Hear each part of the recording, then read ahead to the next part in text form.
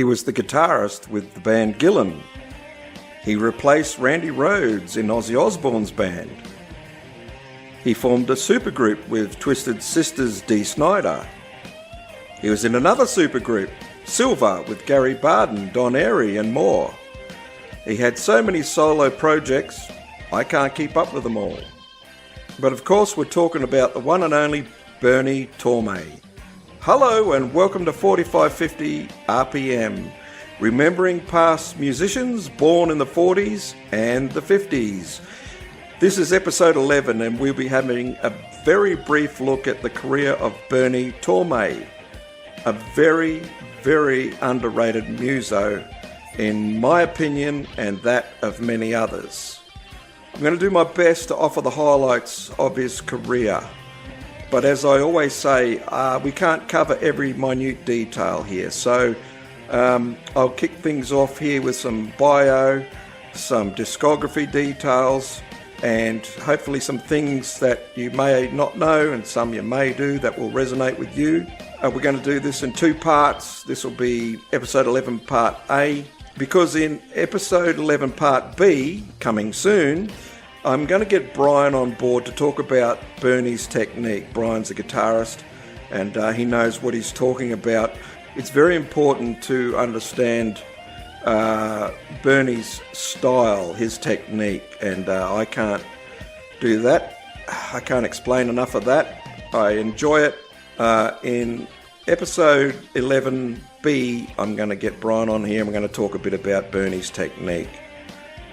So let's move on to this, 11A. I'm going to add some links to some of the things I talk about here, just so that you can look up and maybe do some extra reading for yourself.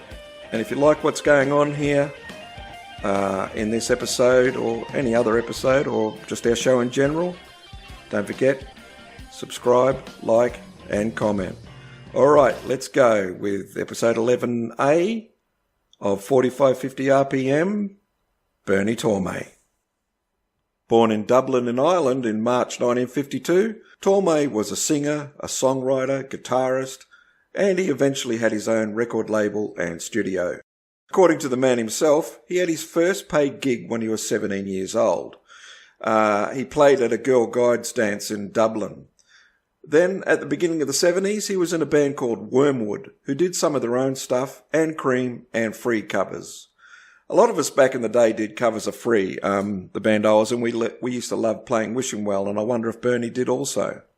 He later played in a band called The Urge, who, amongst other things, played some Jethro Tull covers.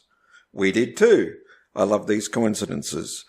Some of the info in this segment comes from an interview Bernie did with Get Ready to Rock. I will drop the link in the segment below, as it is quite detailed with a number of bands and dates and people that you can check out in the detail if you have a mind to. Okay, I want to read a portion of it here because he details how he met bass player John McCoy. And if you know anything about Torme and McCoy, you will know they spent a lot of time working together in various bands. And he explains how he got into the punk scene. Let me jump in here. Quote, "We then got this temporary bass player called Mo, who was pretty good, but I can't remember his second name and he didn't want to stay. We should have got the hint by then. So we auditioned and came across Mr. McCoy, dressed in a tablecloth with a hole in it for his head, looking like Demis Roussos, but one stupendo player. He had hair then. Our ad had said, 'Good image essential.' And when I answered the door to McCoy, I'm standing there with my mouth opening and shutting like a fish out of water, stuttering, but, 'cause the only thing that would come into my head was, 'But we said good image essential, and you look like a fecking hippie barrage balloon and tablecloth.' And I just couldn't bring myself to say that, so I just kept on stuttering. He said, 'Man, I'm the bass player,' and then just creased up laughing at me stuttering. We got on really well. Roger didn't like him too much initially because of the way he looked, but he was just too good. There was absolutely no question. Gigging with John changed things. We started doing stuff like ZZ Top's Nasty Dogs and Amboy Dukes tracks. Good stuff that John was into. It became a lot more jammy too. We clicked well on that wavelength. But being your typical bass player, John eventually got too big for his boots and wanted to call the band McCoy. He said that he could get more gigs like that. I obviously didn't agree, even though it was probably true. We couldn't have got less. Roger felt I hadn't been paying enough attention to his needs. So we had a bust-up. I told them both to f*** off and left. The first of many bust-ups with McCoy. We're probably too alike. Paul Sampson replaced me and the band was indeed renamed McCoy. It eventually evolved into the original Sampson. So at that point, 1976, I was teaching a lot of guitar to pay the rent. And one of the more sensible people I taught was a black guy from North London called Bert Salveray. Really good guy. I talked to him about looking for a band and asked him if he any knew any drummers or bass players. He recommended a drummer called Mark Harrison who knew a bass player, Phil Spaulding. We met up and they were cracking up because they had seen me support Backdoor at the Marquee, Small World. They were both crazy about jazz rock, which I totally hated at that point, and they thought it was ridiculous that they, who were 18 or 19, should play with a burnt-out old man of 24 like me. But we got on well apart from that and arguments about the Rolling Stones, who I loved but they said was plank music, young and dumb, etc. Funnily enough, Mark later played with Keith and Ronnie in the Dirty Strangers, and Phil did Mick Jagger's last album last year. Hey, a girl can change her mind. That's karma. I'd written a lot of new stuff, which was a bit Robin Trower-ish. I can't remember any of it now. That's a blessing, no doubt.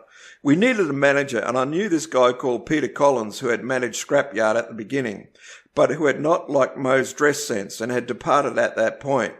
Pete was heavily into image. Unquote. Just here for a second. This happens a lot in bands. You know, you might have someone who could be a good player, but if other people don't like their image, you know, and it just doesn't fit, they tend to say, well, you know, show them the door. I mean, I know some friends of mine, I won't name them, but, you know, they had a really good singer that they auditioned with, and then they played at least one gig that I remember. I was there, I saw it, and he was a great singer and a great fit for them, but just because of his image, you know, his appearance, so they showed him the door. Anyway, back to this quote here. I called him, he got us a few gigs, but by then he was heavily into the beginnings of punk. This was late 76 or early 77. He pointed out that we were only going to get a deal if we became punk. No rock band had a hope. I wouldn't do it at the beginning. I really hated it. I heard neat, neat, neat, just could not see it. Sorry, Ratty. Peaches couldn't see that either. Still can't. Hate that track. The B-side was much better. But then I heard the Pistols, and yes, I could see that in a big way.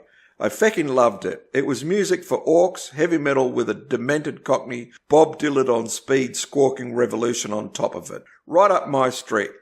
So hey-ho, I chopped all my hair, which was very long, much longer than Ian Gillan's ever was, and jumped right on that particular bandwagon, and never looked back. It was great. Gigs, tours, audience, excitement, embarrassing diseases, record deals. What more could you ask for? And that was it from 77 until 79, when I bumped into McCoy again, and so onwards and upwards and into Gillan. Okay, unquote. So we will be getting into the Gillan connection shortly, but I'll just point out a couple of things here. Bernie recorded the single on Peter Collins' label, The Hunter. You can see it on the screen now. It was recorded at the Kinks studio, Conk Studios, and I think only 500 units were ever issued. A nice link in here is that a couple of years later, Bernie issued a cover of the Kinks All Day and All of the Night, produced by John McCoy, and I think McCoy played bass on that tune as well. Again, a lot of us cover bands played All Day and All of the Night by the Kinks. I know the band I was in played a few Kinks cover. I've long been a Kinks fan, and we were further inspired when Van Halen played You Really Got Me. Bear with me as I go down another sidetrack here, and let me read you about Van Halen and their Kinks covers. Quote, as a band of the people, it was only natural for Van Halen to integrate a fair number of covers into their repertoire. We're capable of playing 6 different Kinks songs, David Lee Roth told Sounds magazine in 1982, because at one time, back in our bar days, I bought a double album from K-Tel or something that had 30 Kinks tunes on it. We learned all of one side and played them into the dirt during the club gigs, twice a night each one, because they sounded so good and they were great to dance to. The one that the band decided to record for the debut album and debut single was You Really Got Me. perhaps the most famous of all Kinks' songs. Through Eddie Van Halen's virtuistic guitar playing and Roth's mammoth personality, Van Halen's version of the song became a staple in their repertoire and an early hit for the band, cracking the top 40 of the Billboard 100, unquote. As for my band, well, I think we played 3 Kinks tunes all day and all the night. I think we might have even played that a little bit heavier. And You Really Got Me, again, I think we even did that maybe pretty heavy. And Where Have All the Good Times Gone? But I may be having a senior moment here and misremembering that one, but I'm sure we played 3 Kinks tunes so long ago, can't remember. Okay, so back to the punk era. On the Live at the Vortex album, released in 1977, Bernie gets 2 songs on that album, Living for Kicks and Street Fighter, and you can hear those right here on YouTube. See the link below. Another great single from the Bernie Torme band in this era is I'm Not Ready, released in 1978, and it's still worthy of a bit of a listen today. Again, link below. So around 1979, Bernie joins Gillan, the band put together by ex-Deep Purple singer Ian Gillan. Let me read something here about Bernie joining Gillan. So this is Bernie on how he came to be a part of Gillan. Quote, "Who invited you, Gillan or John McCoy?" Ian Gillan, though it was because John McCoy had just forced Ian to watch me play.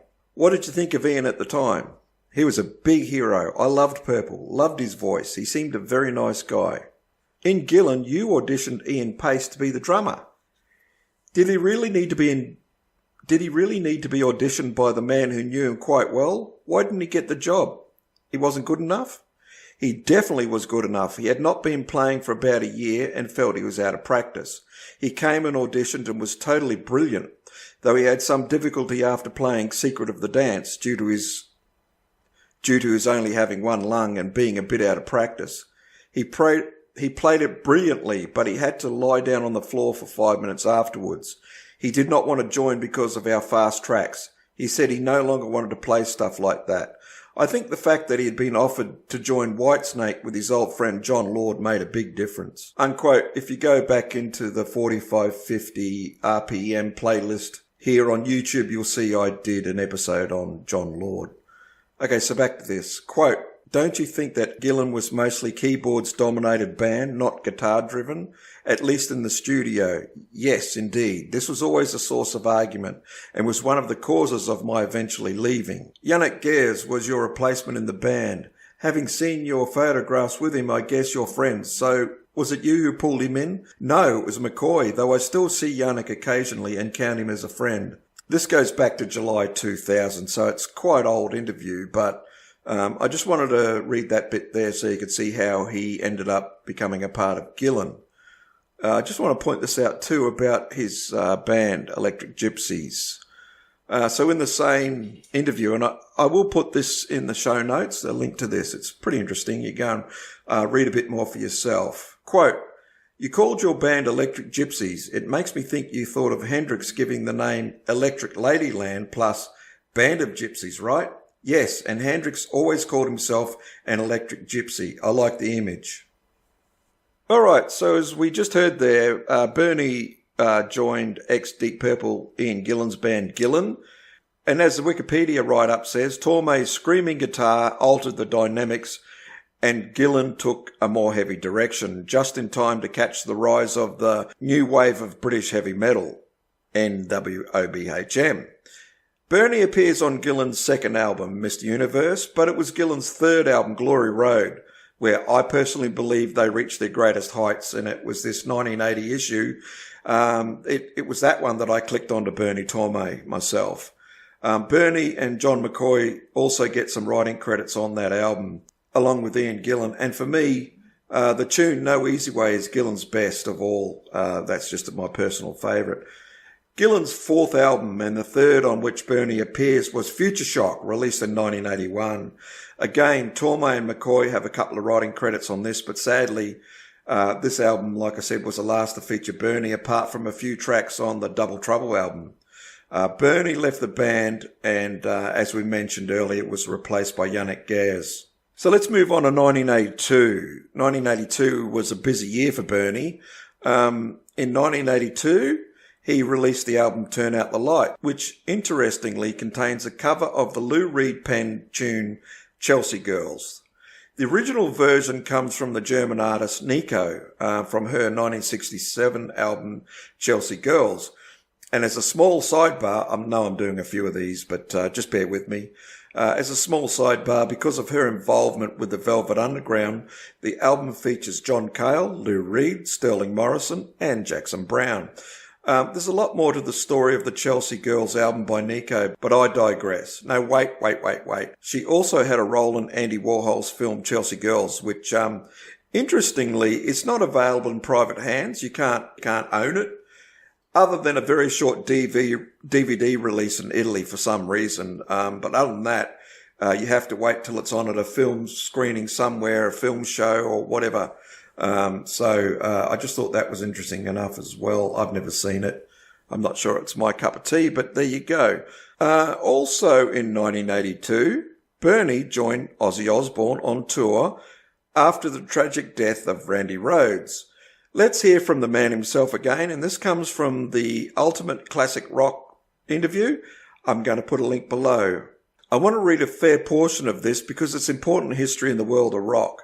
Quote, "I'd been on Jet, Don Arden's label, and I kind of knew Sharon," Torme told UCR 2 years before his death.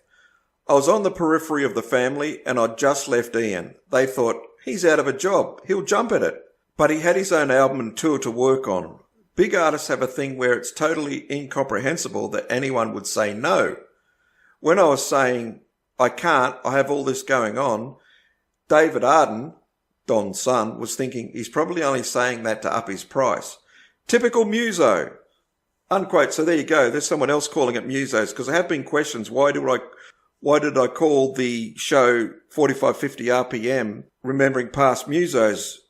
Here in Australia, muso is the common term for musicians, and Bernie here is saying muso. I just thought it was common worldwide, but maybe not. I've heard that in the USA it's not a common term. So, anyway, it's not meant to be derogatory, it's just short. Muso means musician. Not a big deal. All right, quote, "Bills need to be paid, and so when David offered Torme £2,000 a week and paid a week's wages in advance, the guitarist agreed to step in, as long as it was only for a month. So he flew out to the US to join a band that included keyboardist Don Airey, bassist Rudy Zarzo, and drummer Tommy Aldridge. When I got there, Sharon told me it wasn't £2,000 a week, it was $200 a week," Torme remembered. She said, "David's on drugs, he doesn't know what he's talking about." I said, "But I've had $2,000 already." She said, "Well then, we ain't going to pay you anything until it's paid off. Full stop.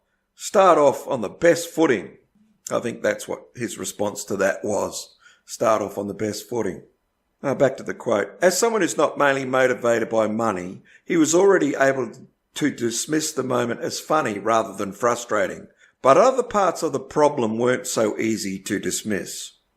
It was horrible," Torme said of the emotional situation. "I was out there on the Thursday and Randy had died the previous Saturday. It wasn't even a week. I don't think anyone spoke to me the day I arrived other than Don Airey. It was a real bad atmosphere, and understandably so. I suppose on some level Tommy and Don wanted to carry on. Ozzy had no desire, and Rudy certainly hadn't. An audition successfully passed, 3 days of rehearsals took place, and Torme began to realise the lose-lose position he'd got himself into. Even if I played okay, even if I played a nice solo or whatever, if anyone looked at me on stage, they thought, 'Oh shit, it isn't Randy,' Torme said. The first show, and this was on April 1, 1982 in Bethlehem, Pennsylvania, was appalling. I didn't have my amps, my pedals, and I had one guitar. There were 3 or 4 tracks where we retuned, and I had to use a higher guitar that was a piece of shit.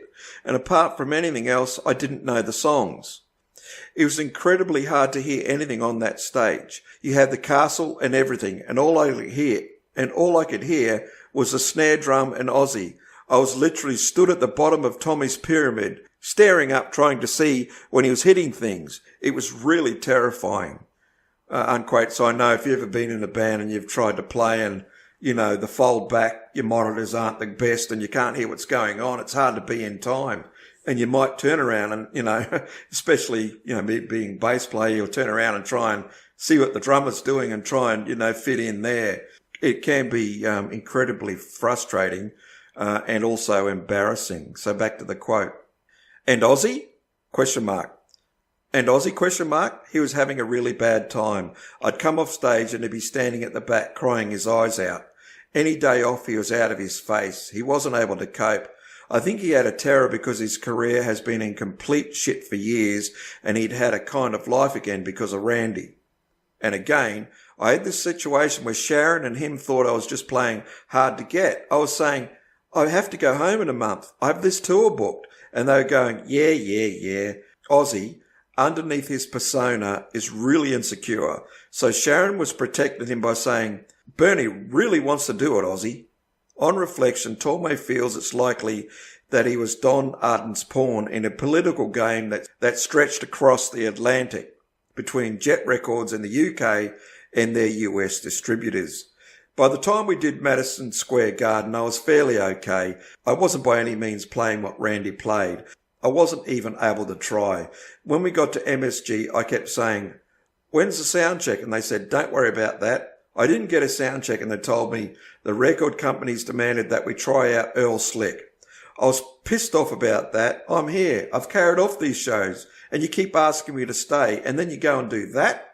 Unquote. So Bernie played 7 dates with Ozzy and he had a hand in finding his replacement, Brad Gillis, from Night Ranger.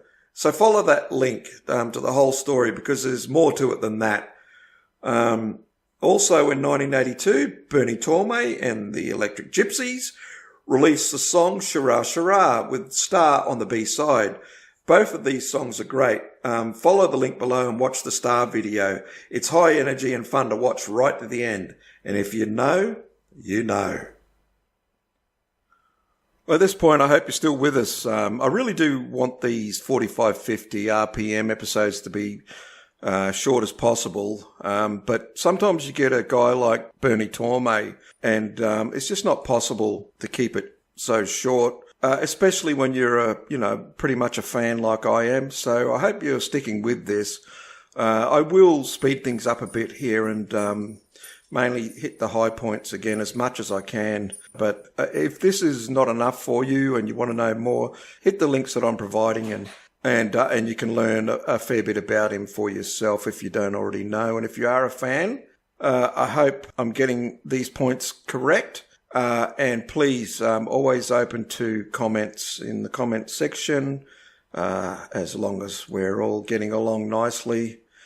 And also, if you do enjoy this show, this series, and what we do, it's all for free. Not interested in monetizing, but we do need your help. If you like it, please subscribe, like it, comment, share it, whatever you think's appropriate to give us that bit of a hand. But we don't want your money. All right, here we go. So in 1983, for a short period, Bernie was with Atomic Rooster, appearing on a couple of tracks on their Headline News album and also appearing on their Live in Germany 1983 album. In 1985, Torme released Back to Babylon, produced by John McCoy and with Philip Lewis from LA Guns on vocals. I note that the tune Star is also included on this album. Moving along quickly, in 87, the band, again, that's simply just called Torme, released the album Die Pretty, Die Young, again with Phil Lewis on vocals. From 1988 to 1990, Bernie was with the band Desperado, a supergroup put together by Dee Snyder from Twisted Sister that also included Clive Burr of Iron Maiden fame. Torme and Snyder had got together and were working on around 100 songs, I read, but they only played one gig under the moniker The Clinky Bits. They put an album of tunes together, and while they were waiting for its release, Snyder was paying all the bills for the band and for everybody in the band. See the link below for the details on that. It's a pretty decent read. Quite sad how close he came to going completely broke. And just when they were ready to roll, the record company shelved the album. And you can read about that, why it was shelved in the link below. Very sad story. And, record company politics is quite involved with that one. But The album title was Ace, but it was initially released by Destroyer Records in 1996 under the title Bloodied But Unbowed. And in 2006, it was finally released as Ace, which was its original title. So that's Ace by Desperado, released by Angel Air Records. In 1991, Bernie releases Are We There Yet? Again, produced by John McCoy, and it features the song Chelsea Girls, Star, Shara Shara, etc. So I think it must have been some kind of a hits or a compilation release. In 1992, Bernie, along with Rat Scabies, appear on Rene Berg's release The Leather, The Loneliness and Your Dark Eyes. I haven't heard that one, so I know nothing about it. But if you do, let us know in the comments section below. In 1993, the band called Torme, with Gary Owen on vocals this time, released Demolition Ball. I think that's the final release under the moniker Torme, and I think they did 4 albums with a band just called Torme. Speeding things up here, sorry, but in 91, 97, 99, Bernie Torme releases 3 albums on the Retro Rec label, those being Wild Irish, White Trash Guitar, I think that was released actually as an Electric Gypsies album, which also features a tune on that album with Dee Snyder on vocals, and then Scorched Earth, a live album, and it wasn't Bernie's first live album. He's released a few up until this point, I think, but I just mentioned that one. I think I'll move on a bit here and talk about Silver. It's a project put together by Gary Barden out of the Michael Schenker Group fame, and includes Michael Voss, Don Airey, and of course Bernie Torme on 3 of their 5 albums. The first album was simply called Silver, released in 2001, and if you like album-oriented rock, AOR, hard rock, sort of that genre, you're going to love this. Go and have a listen to it if you haven't heard it. Silver, and the album's called Silver. And as far as I'm aware, most of the reviews are super positive, and I've got to add my positivity to that. The second album by Silver, called Dream Machines, was released in 2002, and again featured amongst others Gary Barden, aforementioned Voss and Don Airey, and Torme. It's another great release. The third album, Intruder, is the last one on which Bernie appears, and I note that on that album, my fellow Aussie Bob Daisley also plays bass on the album. Now, there are a number of different bass players listed, so I don't know which tracks he actually plays on. I do note on the CD case, Mr. Barr and Mr. Fly are listed as the producers. When asked about the Silver project, Bernie said, and I quote, "Michael Voss in Germany dreamed it up and did it all, really. Very talented boy. It's not a band as such at all. Michael did the whole thing and we played our bits on top of it. I would never claim to have much of a contribution. Most of the guitars are Michael's, not mine. My bits are solos, really. You'd have to ask Michael about it. He did all the work. He deserves the credit." Unquote. All right, let's move on here a bit to GMT. All right, let's move on to 2006 and GMT, Guy McCoy Torme. The band, GMT. Around 2005, John McCoy and Bernie get together with the idea of forming a band. They recruited Robert and Guy, a dynamic drummer to say the least, and in 2006 they released the album Bitter and Twisted, which includes the tracks Cannonball and Rocky Road from Dublin and You Can't Beat Rock and Roll. Any of those 3 are worth a listen. So if you get onto YouTube, you can actually go and have a listen and watch them. It's pretty cool. And Rob and Guy, like I said, dynamic drummer, great to watch. We already know a fair bit about Bernie and John McCoy working together, so let's take a look at how Rob and Guy teamed up with them. This is an article where both Bernie and John McCoy are interviewed, and as usual, you can check it out on the link below. So, question: how did you come to work with drummer Robin Guy? McCoy: Robin was at Bernie's studio doing sessions. I was there working on a different project. A phone call came through asking if Bernie and I would do a charity show for Clive Burr. Clive's an old friend of both of us. I worked with him way back in the 70s when he was the drummer for Samson. Bernie worked with him in Desperado with Dee Snyder, so obviously we agreed to do something. Robin heard the conversation and asked if he could play drums, as he's also a friend of Clive's, and we rolled up unrehearsed. We had a great time and were asked if we'd like to play a festival alongside Saxon and Wishbone Ash. We of course said yes, and then realised we had to prepare a set. We played that show and decided then and there that we had found something special. The rest is history." Unquote. There's some more interesting material in that interview about the bands that McCoy and Bernie Torme have worked in together, and also some stuff in there about their time in Gillan that's interesting. So go and cast an optic nerve over that online interview. In 2008, GMT released the album Evil Twin, with Dee Snyder taking the lead vocals on the track Punk Rocko. In 2011, they released Raw Live. Now, these blokes were awesome live. If you see them on YouTube, I never saw them myself, but there's some material on YouTube. They're great to watch. In fact, I'm going to put a link here to one of the shows that I like. I've watched it a few times, and get on there and just watch, all of them. They're all great showmen, to be honest, but I love watching this one to watch Robin Guy. Sadly, Robin passed away in September last year. He died 12 September 2024. So moving on swiftly here, between 2014 and 2018, Bernie released a number of albums on Retro Records, including the triple album Dublin Cowboy, which features a studio and an acoustic and a live session on CD. Shadowland, a double album, was released in 2018, and that was his final release, apart from the posthumous issue Final Fling, which I believe was made available direct from the fan club. But if I'm incorrect here, please someone from the fan club let us know how that album came about and how it got issued. Alright, well there you have it. I just hope I've done enough here to cover Bernie's work. It's hard to cover someone like this. It's hard to do Bernie justice in just such a short time, but I do note people are looking for shorter and shorter videos on YouTube, whereas I like lots of time. I like long videos. I like long stories. I really like when people dig deep into the issues and the artists. I mean, look at how some of those shows, they were spread over 2 episodes, and some of them are almost 3 hours on some artists, but I know those shows have the lowest hits. So, shorter it is. Sorry people who are like me and love the deep dive. Okay, I'm going to finish here, and I'll say by all accounts that a lovely bloke and sorely missed, Bernie Torme, born 18 March 1952 and sadly passed 17 March 2019, just 1 day short of his birthday, from complications resulting from double pneumonia.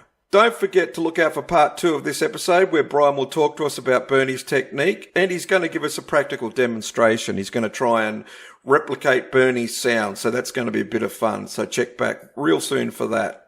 Okay, so you've been listening to 4550 RPM, remembering past musos. I'm your host, GK. Please remember to like and subscribe, and give us a comment down below. So that's it for now. So all the best, and cheers.